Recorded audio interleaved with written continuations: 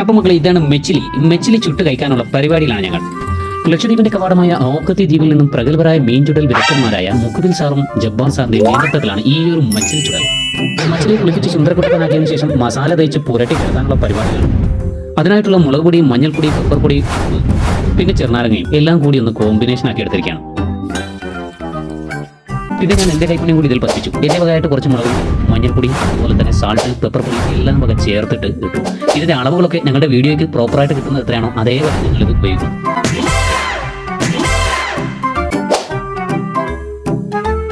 ചെറുനാരങ്ങ കൂടി ഇതിലേക്ക് പിഴിഞ്ഞെടുത്തിട്ട് മച്ചിലിയിലേക്ക് പുരട്ടാനുള്ള മസാല റെഡി. അങ്ങനെ മീനിനെ മസാല തേച്ച് മസാജ് ചെയ്യുന്ന ജുനൈ സാറ്. തലയിലേക്ക് മസാല പുരട്ടാൻ വിദഗ്ധന്മാരുടെ സേവനം ആവശ്യമുള്ളത് കൊണ്ട് തന്നെ ജബ്ബാർ സാറിനെയാണ് ഏൽപ്പിച്ചത്. ഈ മച്ചിലേക്ക് വല്ല ബോഡി പെയിനോ മറ്റോ ഉണ്ടെങ്കിൽ ഇന്നത്തോടെ തീരും. ഇനി അതിനെ പുതപ്പിച്ച് കിടത്തണം.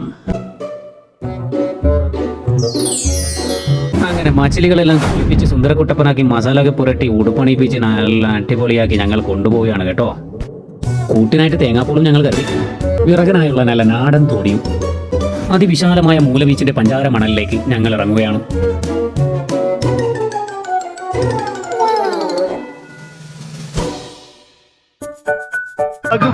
നാട്ടുകാരെ ശ്രദ്ധിക്കുക, കലാപരിപാടികൾ തുടങ്ങാൻ ആരംഭിക്കാൻ. പ്രശസ്ത തീപ്പെട്ടി ദാതാവ് ദക്കരിയ സാർ തീപ്പെട്ടിയുമായി വന്നിരിക്കുകയാണ്. കാലങ്ങളായി ബീഡിക്കുട്ടികൾക്ക് തീ കൊളുത്തി തയമ്പിച്ച കരങ്ങൾ കൊണ്ട് വിറകിന് തീ കൊളുത്തുന്ന മുഖബിൽ സാർ. ഞാനിതുവരെ ആരോടും പറയാത്തൊരു രഹസ്യം, കേരളം അറിയാത്ത രഹസ്യം, ഇന്ത്യ അറിയാത്ത രഹസ്യം ഇനി ഞാനത് മറച്ചു വെക്കുന്നില്ല. കരിഞ്ഞുപോയി മക്കളെ, കരിഞ്ഞുപോയി, നമ്മുടെ മീൻ കരിഞ്ഞുപോയി.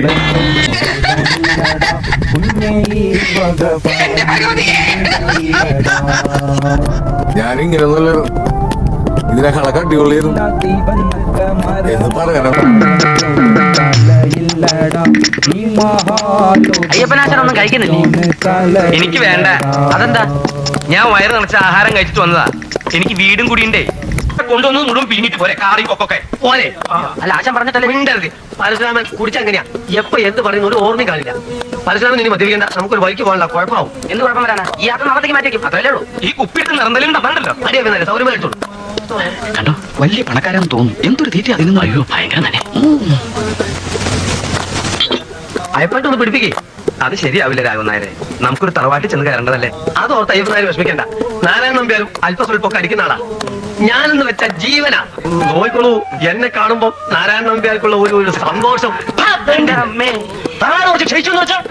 ഇവിടെ ആരെയും ചോദിച്ചു വരാൻ നിങ്ങൾക്ക് എങ്ങനെ ധൈര്യം ഉണ്ടായി? അല്ല, ഭാഗം കഴിഞ്ഞു എന്ന് കേട്ടതുകൊണ്ട് ഇതെങ്ങനെ തിന്നും കുടിച്ചു കയ്യിലുള്ള കാശ് തീരാനല്ലാണ്ട് നമ്മൾ ഇതും കഴിഞ്ഞ് ഇപ്പൊ തന്നെ നേരെ പെരുമ്പാവൂർക്ക് ചെല്ലും.